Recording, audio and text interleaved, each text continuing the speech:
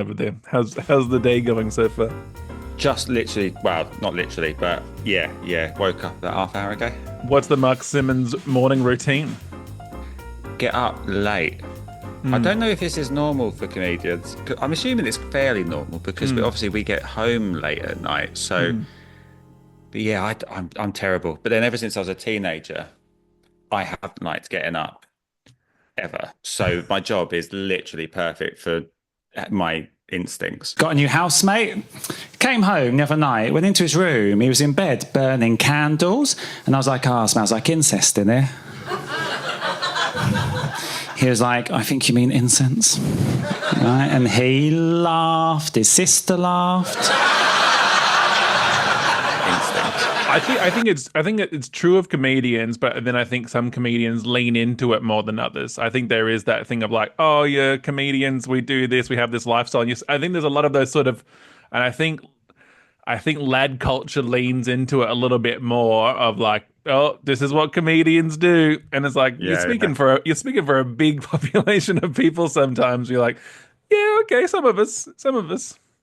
Also, I don't have kids or anything like that. So as soon as that sort of thing comes into the mix, then obviously you just have to adapt, don't Exactly. you? Having dependence. I think as well, like there's also that new breed of like comedian who is working all hours all day, like the enterprising comedian who's up first thing, workout routine, then on the phone, developing movies, like the Kevin Hart's obviously different sort of world. But not all. But I agree. It's lovely to not have kids. It's lovely to have a sleep.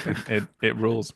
Tell me about. I'm so excited. There's so many things to get stuck into. I've just finished watching your special today. Are you someone that watches the viewpoint, like the view numbers coming in? Are you someone sort of obsessed with that stuff? Or am I getting enough likes? Are they watching it? Do people care? Yeah, well, so with YouTube, YouTube's the one social media I haven't really focused on before. So I don't really know what's good and what's not good. Do you know what I mean? Because I haven't watched other people's specials of like, well, after 2 weeks they got to this amount and then that got. So I don't know if it's doing well or not. To be honest, I'm happy with it. Like, I think the most important thing is the comments, as in what people are saying, and touch wood, there hasn't been anything negative. The only negative thing is he looks like James Acaster's had a baby with Ed Sheeran, or is that the guy from the In-Betweeners? And it's like, which I've always find a weird one because I don't think I look anything like him. But so they're the only things really. It sounds like engagement to me. I mean, I saw a few of the comments. Someone said they put it on in an old folks' home and they loved it. Someone said that they'd watched it like a dozen times, then shown it to their wife. Like that old folks' home one took me ages. That's a joke. It's an old joke. They go put it on an old folks' home. They piss themselves. Oh, God. So I was like, I was like, oh, that's nice. And my first thing I thought was, well, that's a lot of people watching it and only one view. I'm not happy about that. It's also funny. It's like those moments where like you'll get cornered after a gig and someone will very straight-faced say a joke at you and you're supposed to like recognize it's a joke, but it's just a angry red-faced man saying it, at volume in a pub, and you're like, yep, thanks. They're like, it's a joke. You can have that. You're like, I don't want it.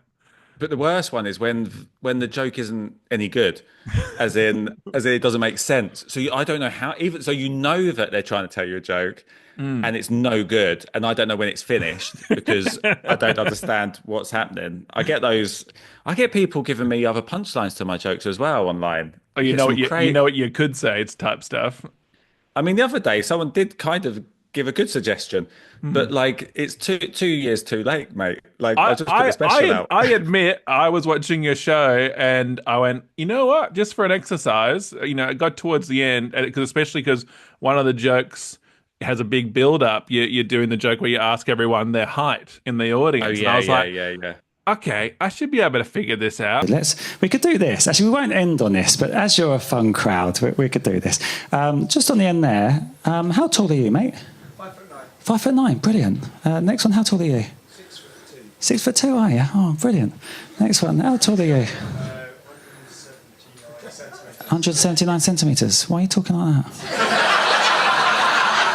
and I paused it and went, okay, what is this going to be? And Oh, I was really? like, oh, maybe it's like, oh, I just wanted to size up my audience, but I was Okay. wrong. I was wrong, Yeah.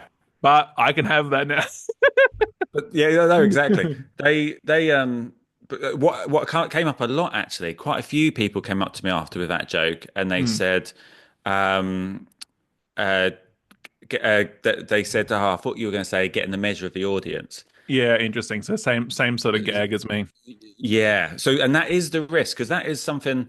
They're my favorite jokes in the show, and I don't think The ones that have, that just for the listener, like have a long time to anticipate, so therefore a long time for the audience to predict where it might be going.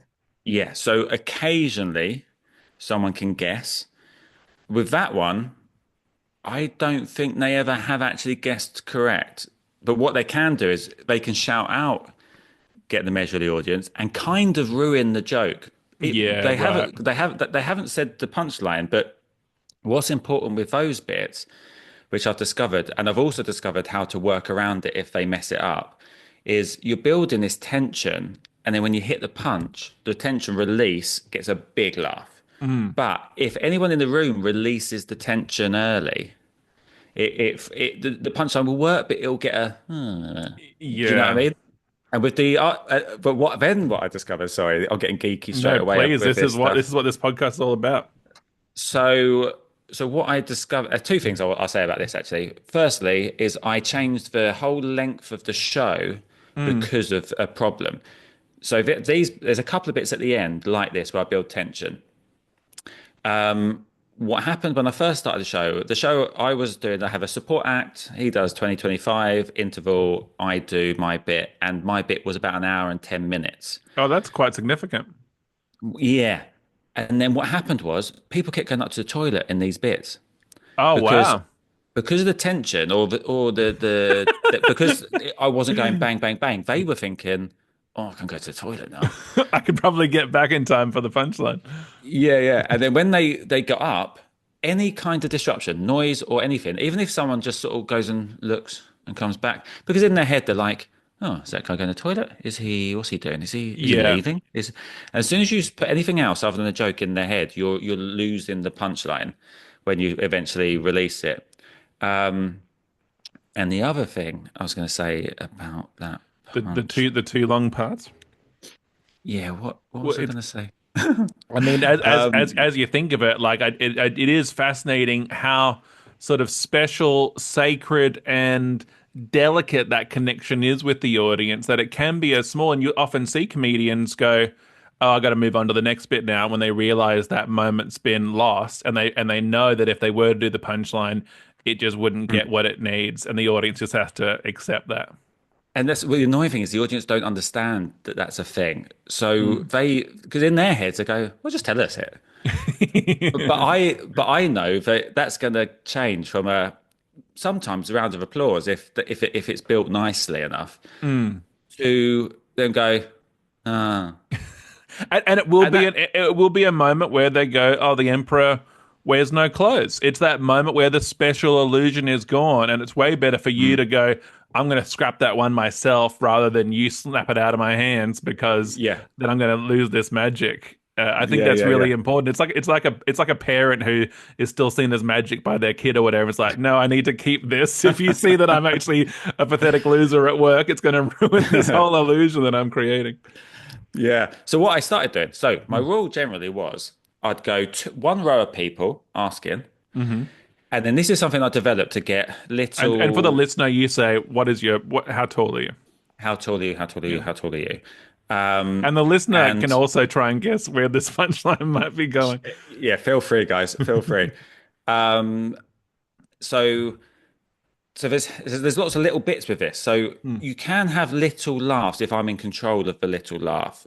You don't want a big laugh because that completely takes the tension, but I can judge it as I go. So generally, I'd go one row of people, right? And then on the last person of that row, I'd go. I'd say it in a way that if they think it's the last one, I go, and on the end, then they give me the height. I go, okay, great. And I'd Mm. pause and I go, next row always gets a laugh, right? Which I just accidentally discovered that. So what that then told me was I need to build the tension enough again. And I know that one row of people is enough for the punchline. So then I'd go all the way along the second row, and as long as the tension doesn't break, I hit the punch on the last one there. But occasionally, what people will do is on the last ones, because I did with the tour, I did like 216 dates. So you Wow. in that time, you get to see all these different scenarios happening, and then sometimes they repeat. So what quite often would happen is if you got usually a bloke, if he's getting a bit kind of bored or just like or because if some people when you sort of push the boundaries, this isn't really pushing the boundaries. That you say that more about edgy comedians, but it is pushing the boundaries of the norm in a comedy club. Yeah. Like some people can't handle it. It's a lot of tension Because, building. It's the same reason that like people will turn off shows like The Office because they don't like that sort of cringe comedy as well. yeah. Um, so what they'll do is they'll say something. They'll try and make a joke. And if they do, if it's funny or it's not funny, either way ruins it. So someone will say 7'7", and it's like, oh, that's not funny, and it's Yeah. Oh my God. Like they now. need to help you out. Oh, don't worry, I'll help you out. So, and then the whole audience, like they then got questions about that. Is he 7'7", or or blah blah blah. So what then I discovered is I have to then do another row, and basically and sometimes I've done nearly the whole audience just to get there. But then you kind of make that a thing.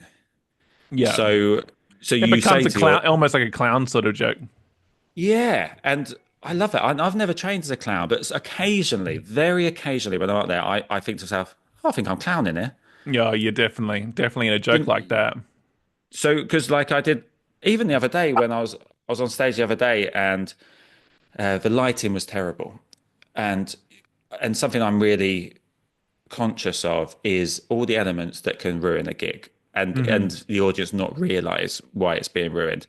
So, like if there's a one bright light and all the other lights are a bit dim, if you're walking in and out of slight shadow, the gig will be less. The last will be less than full light. Isn't it wild how that can be such a small thing?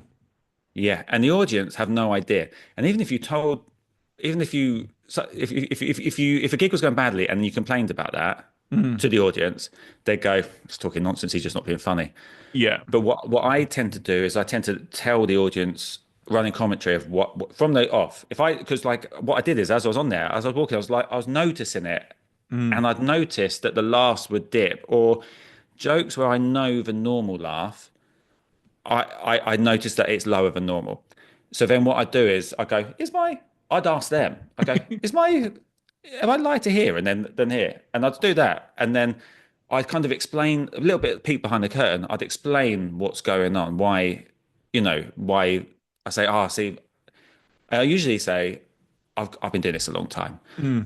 And what I've discovered is, what I know is if you do blah, blah, blah, blah, the laughs will be less. So I'm informing them why it is. And because you do it in an angle that's like, oh, yeah, he's been doing it longer than I've been in this gig. So he obviously knows more than me. Do you know what I mean? You kind of I'll set it give you up the in a way where information. Yeah. so then I started playing around with it, and we noticed that there's one lane, and as I moved back further, the light was better towards the back. And then as I was going in my head, I was just like, oh, I could just keep going and then end up back off stage. And that so I love playing with stuff like that. And then I did, and I ended up standing behind the curtain, and I was doing the jokes, and they were getting more than when I was on stage. So I stayed there, and then you're playing with, do I come back on? How far do I push it? And I really love that stuff because it's very different to just being a traditional one-liner comedian.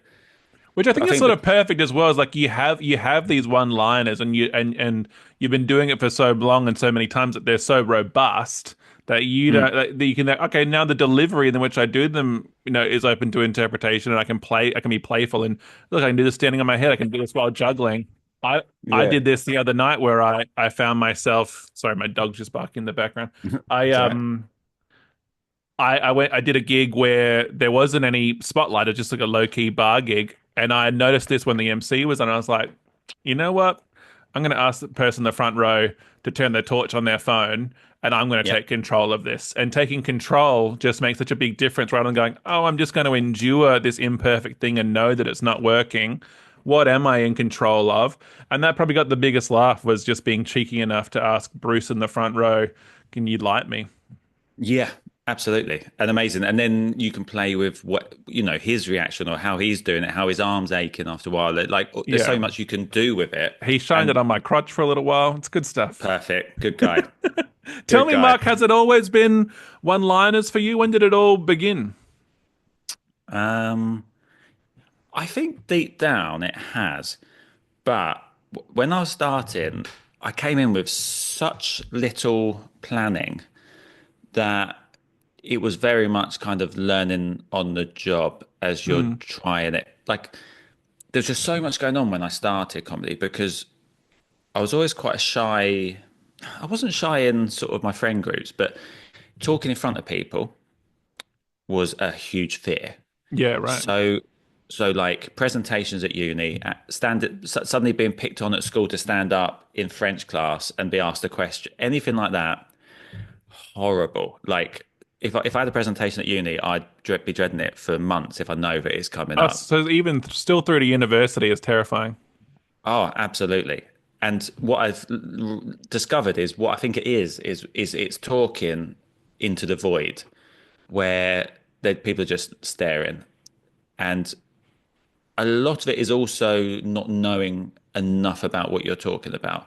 Because when I was a kid, I taught taekwondo. My dad always taught taekwondo, so that was I was from a young age. I'd stand in front of a class and teach. That was never an issue. Oh, interesting. So whether it's because I knew so much about it that I was confident, or whether with something like taekwondo, the attention isn't all on your face. It's you're moving. There's lots of things going on. You can draw their attention away with what you're doing with your arms. So I think maybe that made me comfortable. I don't know. It's the ways of the hands and feet. It's not the way of the face. There you go. I know my taekwondo. I love that. I love that. I tried to do a taekwondo joke. You know what? I think because it's always been the serious side of me. I've never really wanted to do a joke about it, but I did write something about. Didn't ever really work, and I think people don't know enough. I did loads of different versions of it, but it was something along with not wanting to go to taekwondo, and then my dad dragged me there, kicking and screaming, and then insert punchline. Yeah. I was a natural. The ingredients are there. It feels like it should work. I think the screaming bit people don't know about because at high level tournaments, especially when I was competing, it's less now because it's done on electronics. But in the old days, you used to scream when you hit people, and one of the reasons was because it would make the judge think you'd scored. That it was like a psychological. And there's like thing. a term. There's a term for like the sound, isn't there? Like in like a key app. Yeah. So, but with the fighting, it was more of a scream. You go, ah! Do you know what I mean? It was like really intense and really kind of to intimidate. And how much chances do you give a joke before it's in the scrap heap, or is anything never really truly deleted? Yeah, with me, nothing is ever 100% deleted if I believe in the idea. Sometimes I'll write a joke, I'll try it, and I go, "What was I thinking? That's stupid." And I think my instincts have got better as I've sort of the longer I've been doing it. So let's talk about just one-liners, because actually I believe, if memory serves, and sorry to any one-liner comedians that I have had on, but I believe you might be my first like one-liner comedian on the podcast. You guys don't really have them so much. They're It's not rare. they're not as trendy in Australia. They're not as trendy, and they're certainly not that trendy in America either. Like, I feel like the UK has a love for the pun, but people still. I mean, that's a whole other thing as well. People arc up whenever you meant puns. They're the Yeah. worst thing in the world. One, I hate that word because of that reaction. Because I don't consider myself as doing puns. I do wordplay, one-liners. I think puns is then related to dad jokes, and dad jokes it's so negative, and I hate it when people like. So have do you know of Milton Jones? He's a big one-liner comedian. Yeah, familiar. Over here. Yeah. I've heard people say, "Oh, he just does dad jokes." No, he doesn't. He Mm, does well crafted one-liner. Dad jokes are just puns for pun's sake, yeah, and and they're they get groans and eye rolls. yeah, they get groans. And to be honest, there aren't many one-liner comedians here. Mm, Probably not as many as you'd think. A lot of people start with them, I think, because they're short and it gets to the punchline quick, and people are scared when they start. But normally they realize and sort of the work that will go into writing a full-length set because every idea is 10 seconds, which is a yeah, nightmare. I it's think it's the best. I used to start because I teach a stand-up class, and I used to have week one we'll do puns because I thought it's one-liners, like let's start there, Yeah. and people were terrified every time, and I went, you know what, I'm dropping this from the course because it was too hard for people to start, and it was so funny that people go puns, oh they're beneath me, okay write one, no, and like 1 out of 10 Yeah. people could, It's because a lot of them you have to write a lot of bad ones or ones that don't get reaction to get the really good ones. But for mm, me, when you've got a set of one-liners that are bankable, for me, there's nothing better than performing that because it feels like you're bulletproof because you've got so much ammo. And going back to a point earlier when we were saying about doing those kind of clowny bits, it's nice because if it's not working, I know I could go, okay, there's bang. I've got bang, bang, bang. I can get them back quite quickly Well, because you well, let's talk about. I mean, I'm cutting you off, but I'm excited to hone in on this idea mm, of how because I think one-liners are so pure, they're bare bones. It's like this is what I have. Here is mm, the joke. There's no. I'm going to add a like. I mean, you do add things around to it, but like generally speaking, they're quite a pure thing. So mm. if you hold them up and they get shot down, so yeah, what is the strategy there? Just here's another one. Here's another one. As in if something doesn't land. Yeah. Yeah, so these days it's not when I've got a working set and when you're playing to your own audience, it's not as big an issue. But I do find now I have to remember what I used to do in the clubs because so I did that tour for a couple of years, but now I'm back in the clubs for a year, getting the next tour up to scratch. Hmm. And I don't want to be one of these kind of I don't want to rest on my laurels really, as in just do warm-up gigs to my own audience Hmm. and they'll probably laugh more than an average audience anyway. But I want the jokes to be robust enough that they work in the clubs. So I've gone back into the clubs, and sometimes the thing with one-liners is it's a bit like Marmite. You either love it or you hate it, right? So quite often you'll have a room of people, and a chunk of them not even hate them, won't understand them. Their brains just don't work in that way to work it Yeah. out. So I developed over the years in the clubs techniques of trying to bring people on board. So rather than if it doesn't really work, rather than going oh, rush to the next one, I kind of delve into it a bit. You've got to be up front, I think, with the audience and go, oh, by the way, this one is something I used to say. I'm going to be doing some thinkers. Yeah. They're the jokes where you have to go, all right, I get it. So I kind of tell them, spoon feed them really, that that's what they're going to have to, that's the work they're going to have to do. And Mm. sometimes that's like a switch and they go, oh, right, I understand what's happening here. I And you're putting actually, the responsibility on them as well. You're like, I'm not bad at this. You have to work harder. and you know what? The most extreme version of this was when the first gigs I did in Australia. Mm. So a couple of years ago, I came over and I was in Adelaide, and the first two shows, I was like, "Oh my God, this is going to be a long 2 months," because I was getting nothing. Yeah, right. It's my And hometown. well, is it, mate? Honestly, I love Adelaide. I'm not going to Adelaide this year, and I'm gutted. There's something. I know I'm going off topic here, but something. I just as soon as I get off the plane in Adelaide, I feel relaxed. Yeah, it's a beautiful There's something place. there's something about the place, and I've never been able to write as much as when I'm in Adelaide. Oh, So interesting. and I think half of it is I've not got any chores. I've not got to sort the bills. I've not got to do this, got to do that. Everything's sorted. Mm. It's like you're on holiday a little bit, Yeah, and I find riding on tour is the best. I'm just free, and I've got a couple of cafes I like to go to, and I sit outside and I just write, and it's wonderful. And I'm gutted I'm not coming back this year, but So a I couple will of do. shows in and things aren't going well. What did you do? So I then realised The feeling I was getting from the audience, and this might not be the case, but the feeling I was getting from the audience was they were going, why do you keep starting these stories and ending abruptly? That's kind of the feeling I got. Yeah. So then the game changer. Oh, and then I sort of put it together. I was like, I don't think you guys have one-liners commonly here.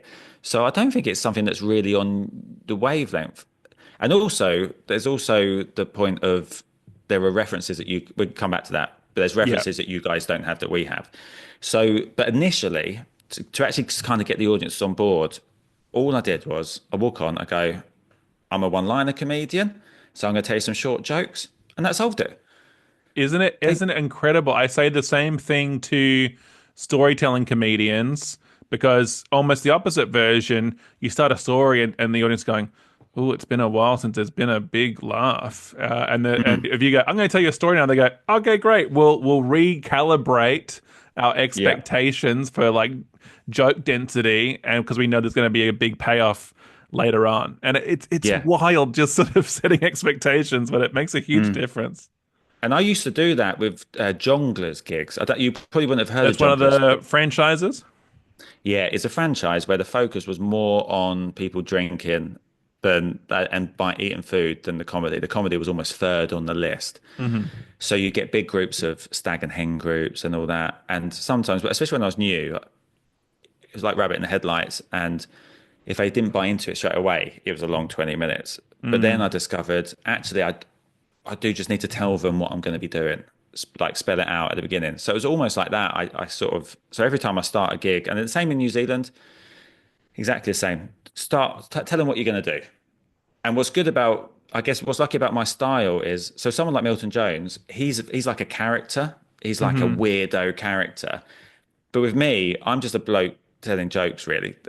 That's me up there, but I'm telling these jokes. So if Milton Jones came on and said, I'm going to do some jokes, it probably still would work, but it's slightly like, oh no, we believe you're this character.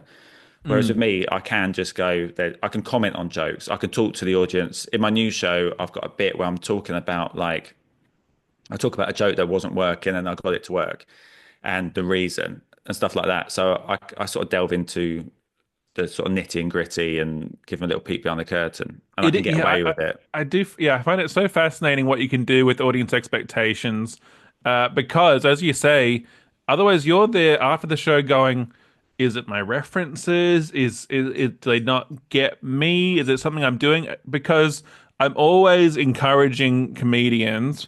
Because far too often they go, it was this, and they seem determined to know the answer. Oh, it was too dark, or they weren't going with me on this because they don't get this, and they're like, you don't know because you didn't go out there and survey them afterwards and go, what was it that you didn't care for? Yeah. So it is really fascinating to know that the solution in this case was just, I'm going to tell them what I'm going to do.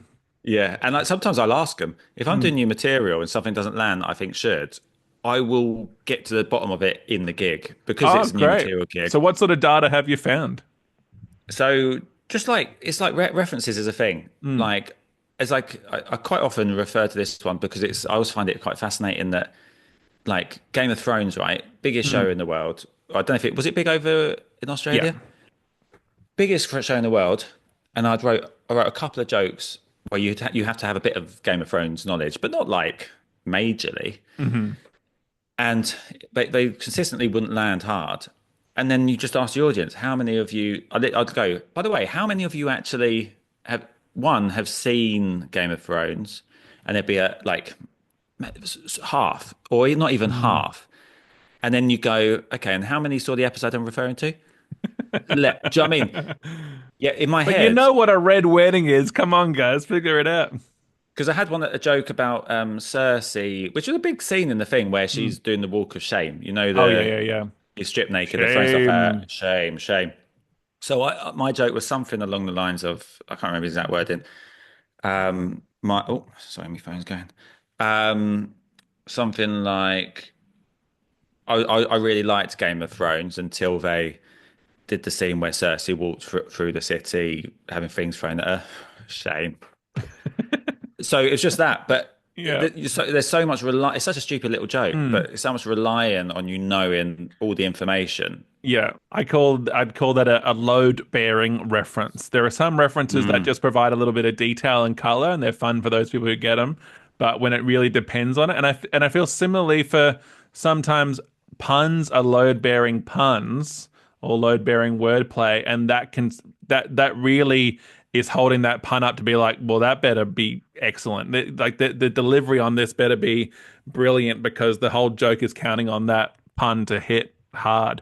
So Yeah. let's pull apart the one liner a little bit because one of the things I want to compliment you on is the performance of it. Is there is like you say you are playing yourself, but each one liner for the most part is almost a little play. It's almost like a vignette because you Yeah. go into a character, you go into an emotion where you are feeling the thing that you need the audience to feel to set up what's about to happen for them to be tricked effectively into the punchline. How much are you thinking about, oh, I need to be an actor to sell the hell out of this?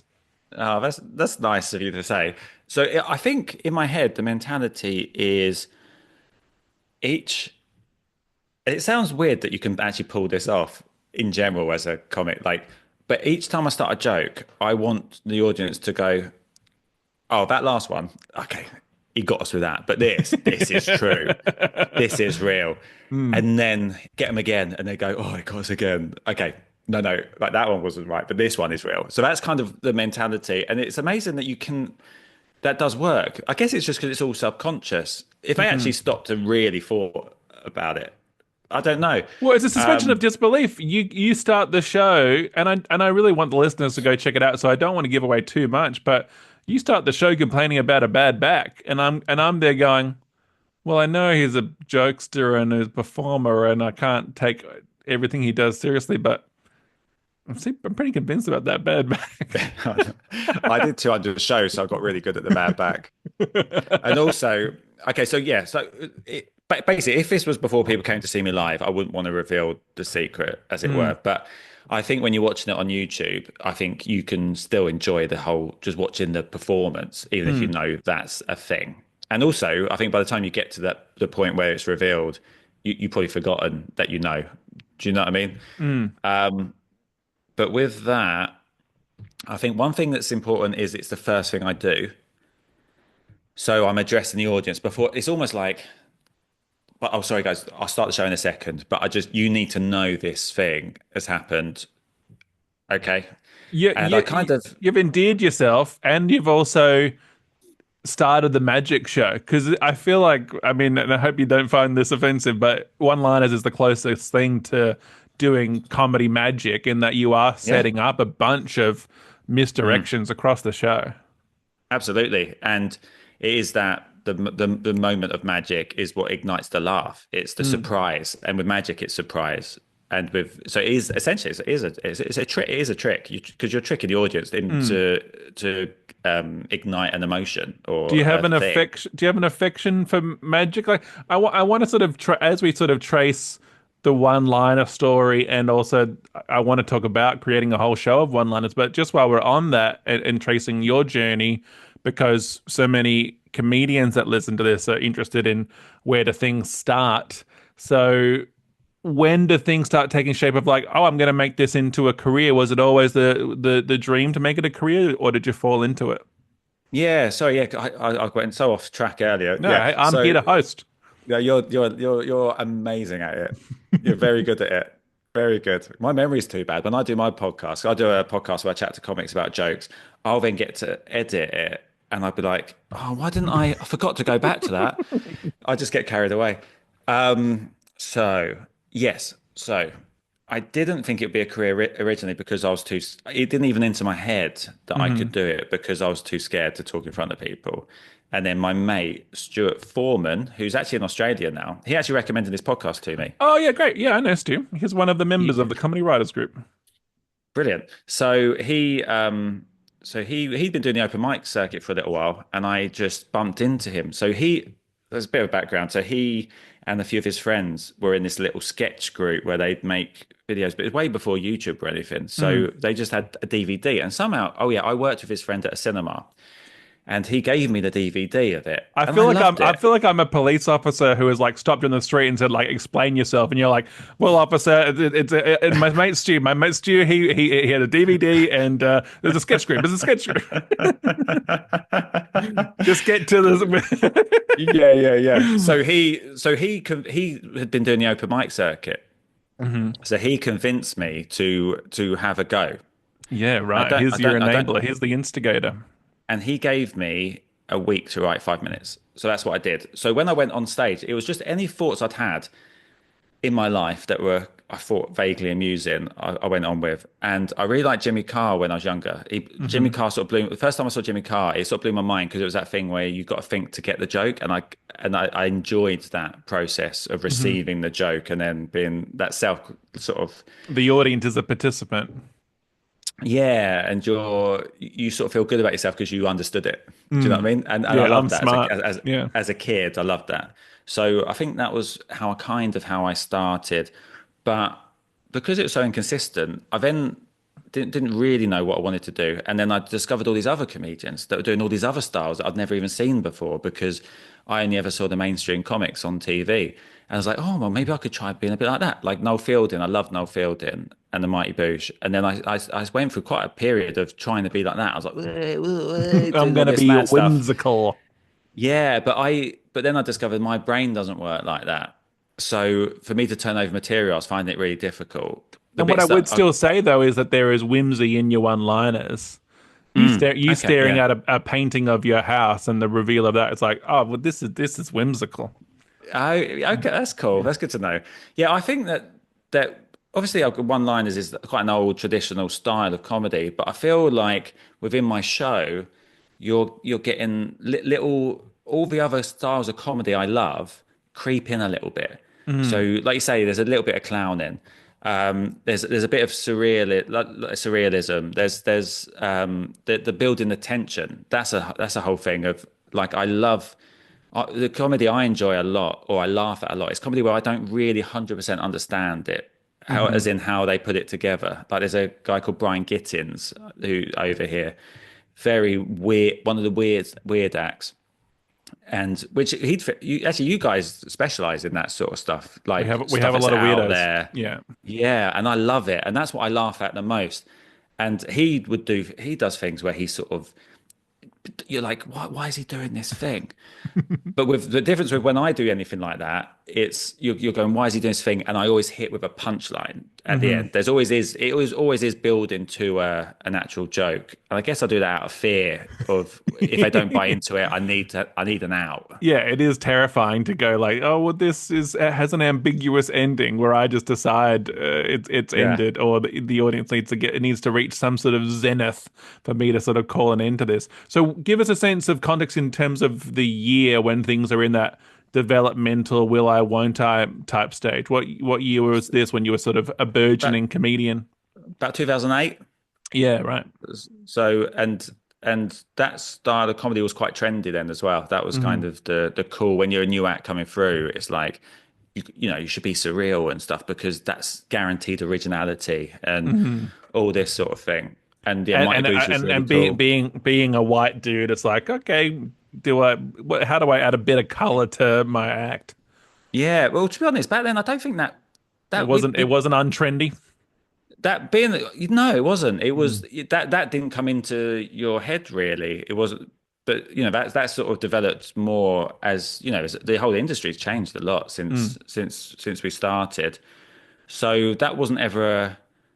I don't think I never had a game plan really. So In I terms of think I these should have a days, look, I should have a brand. But now like jumping ahead in sort of with flash forward Pulp Fiction style, you've got like I see your profile and you've got over 100,000 followers. And then for that suggests that somewhere along the way a game plan emerged, or was this all organic, or were you very deliberate with I reckon I can find an audience online? so with no that the online thing was kind of an accident in COVID really. That would make so many Um, people angry to hear that. We're sort of so deliberate with what they're putting online. You go, yeah, I accidentally crushed it. Like, yeah. So I'd say two things there. So the plan, um, there was a point where I wanted so Mock the Week was a big show over here, and mhm. that was kind of I could see. Can I pause you for one moment? Because I only recently, when someone was talking about Mock the Week on another podcast, and I was washing the dishes, and I went, "Oh, there's a pun in that title." For the Yeah, longest yeah. Oh, time, I right. was just like, "Oh, it's just about making fun of the week that was That's in fun. news," and I Yeah. went, "Oh, I'm a moron." I love those things where you suddenly discover them. Yeah. So, Mock the So, Week, big thing. I was doing it in one-liners, and I saw that it's the only show really, other than like Live at Apollo, I could see where I fit Mm, because they always had a one-liner comic on there, and that show really launched a lot of one-liner comics. And then I did, as you sort of understand the industry, you then notice, oh, I I don't know if it's conscious of the producers, but you tend to go, that's you can sort of describe you could describe the comic to someone by one thing about them, and they go, oh, mm, it's that guy. So it's like, oh, the working class guy. hmm. Oh, there's sort of you can put people in their lanes, Yeah, Fan and Brady talks about that in her book about like casting a panel show is you've got these types of people. and I think the producers want that you to be able to do that rather Mm, than. So I was then thinking, well, what am I? I'm not political, which is mm, a big thing on there because and then I was like, well, I am a one-liner comic, and then I did think to myself, okay, well now marketing-wise, everything is I'm the one-liner comic. hmm. So I consciously sold myself as that, and I think that probably helped because I did get on Mock the Week, Mm. and I think someone originally suggested me to the producers, but I think the producers probably said to them, I think the producers said to them, we need some more new blood coming through where they like one-liner comics because they're easy to edit. Because if you need 10 seconds more, stick another joke in. Or if you need to, do you know what I mean? You can come in and out. Yeah, And I think he just went, oh yeah, Mark Simmons. And then recognizing a gap. How can I fill that gap? I think if I hadn't have been selling myself as a one-liner comic, that guy probably wouldn't have connected me to that question. It Do you know makes what I so mean? much sense. How am I making it clear to my peers, the people around me, my audience, the people looking for Mhm. shows? Here's what I do. Hello, I'm Mark Simmons, and I'm about to do one-liners. Adelaide, strap in. Yeah, yeah, exactly. Tell them what And you're about to do. and with the COVID thing, my girlfriend at the time, she was a video editor. Hmm. So I was bored, nothing to do. She taught me how to edit, and I luckily just had a few films of a couple of my Edinburgh shows. Hmm. And within those Edinburgh shows, some fun things with the audience happened. So I just clipped those up. And at the time, no one was really putting those clips out. So every clip I put out blew up. Yeah, right. A- They just took And fire. what, They just caught fire. yeah. And then what I found was people who like one-liners, there's a huge market for one-liners, but they weren't getting that on telly. There's Mm. nowhere you could actually get it. So I think that's how I found that They were audience. getting their fix. They get their fix online. Exactly, exactly. And it's just changed the game. Like Is there no, no. before we get stuck into talking about the show as a whole, I do want to quickly address like, is there a fear with one-liners? I mean, yes, less people are doing it, but people have been doing it for a long time. Do you get scared of like, oh, has anyone been in this territory before? Has anyone done this move? Has done that move? Is that scary at all? Do you ever go, hey, someone's already in that territory? How do you feel about that? As Well, in because this, like you're not doing autobiographical stuff, mm, for the most part, you're going, okay, I've got this wordplay that I want to do. Oh, has someone made this move before? Essentially, like as a magician, like you go, oh, has anyone done this particular trick with this particular bit of wordplay? yeah. You what's quite good about here is a lot. All us one-liner comics do get on. Hmm. And if you're talking specifically about material and doing the same joke or coming up with the same idea, it's quite it's quite well policed, to be honest. And we're Yeah, all right. quite because we of all the sort of the top one-liner comics in over here, we all we all sort of work hard and write a lot. So Hmm. it's if you do have a joke and then someone says, "Oh, by the way, Gary Delaney does that," you're just like, "Oh, absolutely." I'll go back And to the then drawing board. yeah, because I got over that a while ago. Because also the other way round, when you're coming up and people don't know who you are, and then a famous person does your joke, even if you came up with it first, and I'm not even saying that they've stolen it, they've just come Mm. up with a similar idea. But if you come up with it first, generally that's your joke, and really they should drop that. But by the time you see it, it's probably on telly, which is too late. Mm. So then that used to really sort of bother me. And when you've only got 5 minutes, when you've only got 10 minutes, when you've only got 15 minutes, every joke is so valuable. It's so So precious. to get rid of it, you're like, well, that's one of my best jokes. Whereas, God. whereas I got into the mentality of just write more. Don't worry about it. Write more. And then now it doesn't really bother me. But I do want to see proof. Not if if Gary said to me he does it, then I believe them. But Mm. like the other day, see, people online. So generally, I get off scot free. But I put my special up, Mm. and then this person, and I think they're a nice person. They're very enthusiastic, and they'd watch the special. They're very complimentary about it. And then they went into detail about two jokes that I did that Gary Delaney has done word for word. And in my head, I'm like, I know Gary very well. There's no way that we would have got this far without me finding out that he's done the Especially same like the joke. exact facsimile. Yeah.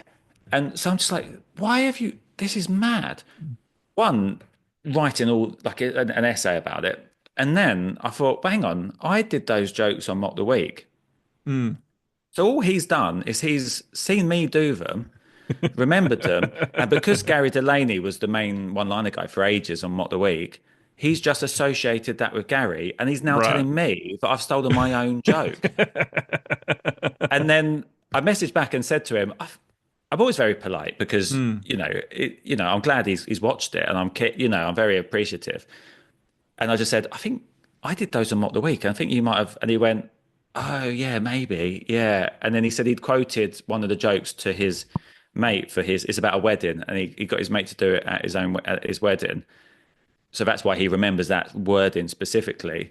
And it's like, and because obviously when I was on Mock the Week, that was the first time anyone had seen me. So he didn't know me. And then Mock the Week finished. So Mm. he hasn't connected. He probably doesn't even know I'm the guy that was on Mock the And also, Week. people are he's crediting that as his favorite joke, and you're not getting any credit for it. It's unfortunate. Yeah. It's So you unfortunate. can so you can never take people like if someone says to me, "Oh, someone else does that joke," all I'll say is, "Can you show me?" Because Yeah. I'm not dropping a joke off the whim of someone. And so often that because there are certain joke nerds that I'll encounter that have like an encyclopedic knowledge of everything that they've seen, and I don't have that same encyclopedic knowledge. So sometimes people go, "Oh, I've seen another comedian do that joke," and it will like maybe be similar topic. It's like Hmm. it's not the same. We can relax. You can relax. So I've got a joke that is my most stolen joke online. So Mm. over the years, I've had sort of actually won best joke of the fringe last year, but I've over the years I've been on those lists quite a lot. And I was And on clarify what one. list you're talking about in comedy. You Oh, want to clarify sorry. best joke lists, not like those lists of people to Yeah. look out for in green rooms. That's a different Yeah, different yeah. list. Yeah, it's a nice list. It's basically they do best joke of the fringe in Edinburgh, Hmm. and there's an official one which is like a top 10, and that's the one everyone wants to win. It's a cool thing, Mm. and it's fun, and people like it, and it gets a lot of press coverage because people like reading jokes and people like having opinions on jokes. So they Mm. like going, yeah, I like that one, that's rubbish. Oh, that shouldn't have won. Oh, number four should have won. So the press love it. It's quite a big thing in Edinburgh. But they also, in the run up to Edinburgh, PRs send their acts jokes to newspapers, and they also have their own list. So newspaper will have their own list, but that's not official because with the official one, they send judges round to listen and they pick them. It's done properly, whereas the others, it's all PR basically. Mhm. You can So submit your jokes and such.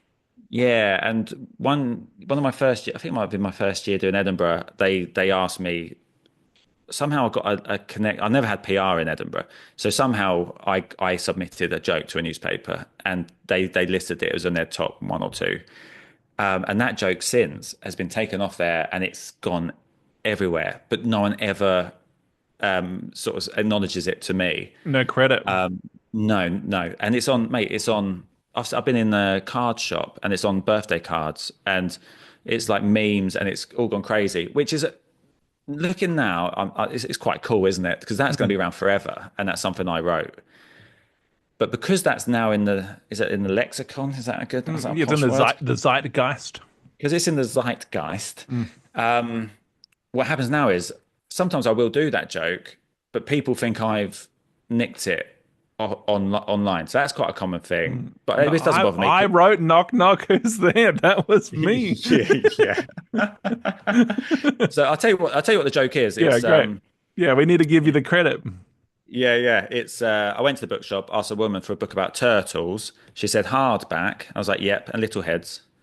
It's a great joke. It's a great joke. So the reason I know that when it's stolen is because they'll say little heads or small heads, and that is the part of the joke that, like, you got the wordplay, and that's what I've gone. Okay, what? How do I get this across in the best way? And I think the visual of just of little heads is funny, because you could do that joke in so many ways. You could say hardback. I go, it's a shell. Do you know what I mean? There's so many ways you could do that joke. So the reason I know it's got my DNA is because of the little heads bit. But because people have seen that a lot now, sometimes people online, they'll say, well, we used to tell that one back in the playground when I was at school. I was like, no, you didn't. There is no. I've done a lot of, because when someone says that, I'll be like, oh, that's annoying. Like, oh, I didn't realize that's an old joke. And then I've looked, like, there is no evidence online before I wrote it. Yeah, anywhere. I wonder if this happens to like street jokes, like, because they at one point had an author. Were they a similar situation? Like, hey, I wrote that street joke. It's like, no, you didn't. No one wrote that. It's like someone authored it. I would love to know who wrote all the jokes, all the ones that we know of. Yeah, I mean, all the classics. Exactly. Like these pub jokes, these hilarious people at pubs. But I also think that they're like, I mean, yes, a lot of memes, as we know, are stolen, as we've just talked about. But I see some of the funniest jokes attributed to no particular author online, and you go, oh wow, some of the funniest people out there are people who are writing memes for free, and you go, wow, god damn it, joke writing's hard, and some people are just doing it for fun with no acclaim. Yeah, it is mad. But you do get the whole. Actually, it was. I don't know if this is interesting, but when I won Joke of the Fringe last year, that joke is I was going to sail around the globe in the world's smallest ship, but I bottled it. Which I think in Australia, I don't know if do you say bottled it? It's not as common a phrase, no. Yeah, so that's something I picked up when I was in Australia. There's loads of jokes when I started. I was like, then it wouldn't really work. I'd then ask Australian friends of mine, and I'd go, oh, right, they don't use that. It's like I got a joke with weed myself is a punchline, but you guys don't really say you weed yourself. You say piss myself. Oh, both. Well, this is the thing as well, is like, I find it fascinating sometimes sample size. You can ask, a sample of 1 or 10 or whatever, and they might all have widely different answers. But how much people speak in absolutes, and I think absolutes is the danger when some people, oh yeah, we never say that, and then you talk to another person, go, oh yeah, we say that all the time. You're like, well, fuck, who am I supposed to believe in this situation? 100%. So with the joke that won, when you win, I've had friends win the Joke of the Fringe before, and you can come under a lot of criticism of the joke. People say it's not very good, or you also get accused of stealing the joke and things like that. I was getting off scot-free. Like, people were liking it. I was like, because I was, it's just something I've got to deal with all that online nonsense. But generally, it was a really lovely experience. And then I started getting a couple of tweets where my joke, someone had tweeted it years ago, right? And people going under saying, you've stolen this joke. And it was sort of building. They were getting a bit obsessed with it, the people that had discovered that I'd stolen this joke. And then a newspaper got in touch, and they were like, "We're going to run a story about you stealing this joke. Have you got What? any comments?" Now, luckily, there's lots of lucky things here. So that particular joke, that wasn't in my show normally. So what I do sometimes is ask people what their hobbies are and do a joke for them about their hobby. That's always done quite well online, so that's something I like to do. And someone says sailing, so I did the sailing joke because it's actually a joke that was in my first ever Edinburgh show. So I haven't done it for years really, but that came up. I did that joke. And then that was the day the judge was in. He wrote that down. That's a joke he wanted to use. And technically it was in my show. Absolutely fine. So that joke I've had for years. But when I was started, I didn't ever really tweet my jokes because I didn't want to tweet the good ones. So because ironically, I was worried people might steal them. So this guy, his tweet is the first time that was tweeted. Right. But in my first hour, like I said before, that joke had been in a newspaper. I think I'd done an interview and then I'd quoted the joke. And that was way before that guy tweeted it for the first time. So I had actual evidence that I had written it. But thank God, right? Because if I hadn't got that newspaper would have run the story that I stole the joke, and then that's my reputation, which is literally I've got a podcast all about joke writing, literally called Jokes. So it's my passion, My bread and butter, yeah. and to put doubt in anyone's mind that I don't write the jokes myself. But also just oh, it must be thievery rather than, oh yeah, like a million monkeys riding on a million typewriters. Like, eventually two people in the world might write that joke as well rather than that. No, it must have been stolen. It must have been theft. So what is interesting about it as well is, so in the one that the guy tweeted, he said sail across the Atlantic, not sail across the globe, right? Which is different to my version. But if you look at the newspaper version, they've misquoted me. So he has actually taken it from that newspaper because they've written Atlantic in the newspaper when I sort of did the interview. Yeah, right. It's wild. It sort of reminds me of there's have you seen, like, there's that museum of clown makeup where they paint, you sort of copyright your particular clown makeup on these eggs that in this sort of clown museum. And I feel like maybe like one-liner comedians need to like be able to like submit their one-liners to like a library where people go, you are the first person and this is yours now, for just to have it all time-stamped. The trouble is it's too late, isn't it? Because anyone could then, what like critics would say is, well, now this is a new thing to start this museum. He's just taken that joke from all those years ago, claiming it. Do you know what I mean? You can't win. Took it from the one line. No, it'd be like Fort Knox. They're under lock and key. It'd be like a Get Smart type, tunnel that you have to get into. But then, an Ocean's 11, caper could.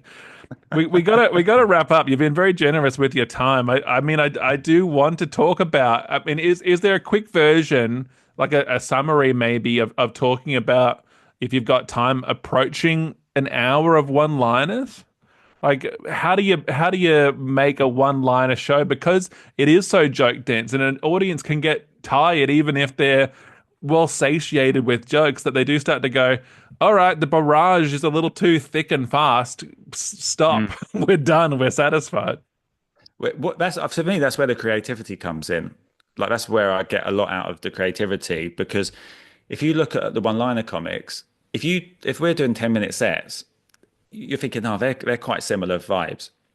But when a one-liner comic does an hour, everyone's got their own way of doing it, which is, I find, really interesting. Like Jimmy Carr, when he would put an hour together, he'd do a chunk of jokes, and every so often he'd go and he got made. One year he had some T-shirts he'd made, and he'd sort of show his T-shirts, and the T-shirts had a joke on it. And even though it's still a one-liner, you're changing the visual, so that resets the audience, and that's something I noticed. Change of pace. Yeah, Milton Jones did a thing where he'd have a slideshow, like old school slides, and it's essentially still jokes, but you change it. Gary Delaney, he does a lot of screen stuff, so like things he's noticed. he'll take a photo of it, do a joke about the thing, or something online he's done. So everyone's got their own way of breaking up the one-liners. Some people just do all one-liners. Like someone like Stuart Francis is incredible because he just keeps going, and something about his charm, you don't feel bored. I don't.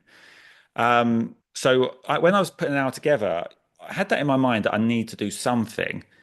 And then I kind of discovered those kind of tension building things give an example. So I had an idea where I'd show my teeth in an X-ray, which is one of my mad ideas. And then the punchline be, someone told me, right, you need to get your teeth into your show, right? So I don't know, do you use that phrase in Australia? Get your teeth into something. Not so much, but I can figure it out. Yeah. Yeah. So if you need to start trying harder and you need to get it sorted, you go, right, you need to get your teeth into this now. That's a phrase over here. Yeah. So that was the idea. And I did the joke and then I did the teeth punchline and then it got a groan. I was like, oh, that's annoying. I think that's quite good. And then I discovered if I just show her one and then stop, do some other jokes, come back, show another X-ray, come back, don't do the punchline. And so all the time they're thinking, oh, what's he doing? Do it again. And at the end, do the punchline. Because I've committed so much to this silly joke, it gets a big laugh. And that's something I just stumbled across. And I was like, oh, but maybe that's how I structure my shows. And because even though when I stop and show the picture, even though it's not a punchline, I think because they've had so many jokes, they're willing to give me that little bit without a laugh. Yeah, there's some and also grace. and it builds a bit of intrigue and like, where's this going? It's like a bit of mystery, and it does reset the audience to jokes because you do that and then you come back and it's almost like starting again. I think there's a very big similarity to watching a jazz band and go, all right, we're just going to go just a bass line for a little while now, but bum bum bum bum bum bum, So when it kicks in, and now we're back, and all of a sudden you're like, brilliant, it started. So what you'll get is when in the Quip Off The Mark show on the special that's up, you'll see that I go to the box every so often. So that's my break there. So sometimes I'll do something in the box that is a joke. But whenever I go to the box, in my head, I've done a load of one-liners. When I go to the box, and by the time I come back, they're completely reset. You're starting the one-liners again. And I found that one of my favorite compliments after a show is that flew by because I know sitting watching that. I mean, when I first started doing hour shows of one-liners, I felt the audience feeling, oh, this is long. So some reason just that resets them, and then you just start the next bit. They get to breathe. They get to sip their drinks. I think people forget that if you're going too thick, even if they're laughing all the time, they are going, I do want to be able to breathe. I do want to be able to sip my drink. I do want to just be able to compose myself for a moment. Yeah. And it also shows a slickness where you get to go, I got this under control. I'm okay to not have to prove myself every 3 seconds. I think because I had a new comedian recently go like, oh, I'm working on my show and I'm struggling because, someone told me, I read somewhere that I have to have a joke, I have to have a laugh every 15 seconds, and I'm really struggling with that. I'm like, just write your show first. We can think about adding in some jokes later on, but these lies that people are told of like, if you don't have a laugh every 15 seconds, you can just quit comedy because you're not fit. Yeah. It's like you're freaking out the newbies with these sort of mentalities. Yeah, that's so funny. Yeah, it's mad, isn't it? So tell. Oh, sorry. One thing I was going to say, I don't know if this is interesting, is when I've reset the audience. So like you start with the strongest joke, you end with your strongest. That's sort of like the vibe. Another story that people are told, which holds plenty of weight to it, but also people freak out as well. Like, am I doing that? Yeah. So it's not like it's not a strict that has to be your best joke, but it's nice to end a section or end a show on a big laugh because that gives you an out. So that's as long as you've got a bigger laugh at the end, it doesn't matter. So, but when I break the show up into those sections, I kind of do a mini show within each bit. So when I walk to the box, I want to be a big laugh. So I've kind of structured the show in a way that there's almost lots of mini structures going through. Yeah, almost like chapters. And isn't it funny? Like when we're reading a book, that I find such a relief that even if I'm enjoying a book, I'm like, oh man, another chapter. Like it's almost like a foothold of like, all right, great, things are moving along. I get it. There's Yeah. movement to this show, and even just giving your audience signals that there is stagecraft, things are changing, things are moving forward. If it is just man behind a microphone delivering information, and audience going, are we 10 minutes in? Are we halfway through? Where are we? Should I go to the bathroom? As we said earlier, that I think it does give just a shape. It gives a sense of craft. Even if you're doing something thick with jokes, I think still showing a sense of craft gives an audience that satisfaction that they're looking for. Yeah, it makes it feel like it's a show. That's kind of what I want, rather than, we just saw an extended club set. And it's such a great example. Tell people where they can find the show online, and tell people in Australia where they can come and see you when you come visit. Yeah, so the show is called Quip Off The Mark. If you type Mark Simmons into YouTube, it should be up the top somewhere. And I'm just doing Melbourne and Brisbane this year. So Melbourne, hang on 1 second, because I just got sent the dates. I'm doing my solo show from the 8th until the 20th at QT Melbourne, which is where I did my solo show last year. But this will be my new show. This will be the one I'm touring over here in 2026. So people can watch Quip Off The Mark without spoiling the current show. Absolutely. Watch that, and if that's your cup of tea, come to the new show, because it'll be a similar vibe, but a different structure. Well, thanks for being so generous with your time. This has been delightful, so easy to hang out, and perhaps we shall cross paths in the flesh in Melbourne come April. Amazing, yeah.